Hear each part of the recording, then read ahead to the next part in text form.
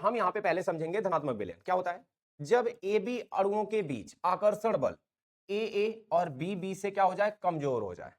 समझ रहे हो क्या हो रहा है यहाँ पे, जब ए बी अणुओं के बीच जो आकर्षण बल है ए और बी से क्या हो जाए, कमजोर हो जाए। जैसे आपने एक द्रव ए लिया था, इनके बीच में बल जो था वो ए था, दूसरा द्रव आपने क्या लिया था, बी लिया था, यानी एक द्रव बी है आपका, ठीक है बच्चों ध्यान रखना, ये द्रव ए है और ये द्रव बी है। और जब आपने इन दोनों को मिक्स कर दिया तो यहाँ पे जो बल आएगा वो बच्चों कैसा आएगा, ए बी आएगा, ठीक है। और ये आपका क्या है, ये अब आपका विलयन है।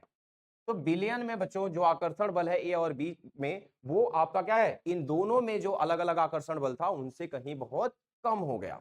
इनमें जितना था उससे क्या हो गया, कम हो गया। अब कम होने के पीछे का राज क्या है, मैंने आप लोगों को समझाया था बच्चों। क्या होता है कि जो सरफेस पे मॉलिक्यूल होते हैं, जो सरफेस पे अणु होते हैं किसी भी द्रव के, वो हमेशा किस में जाते हैं, वाष्प अवस्था में बदलते रहते हैं।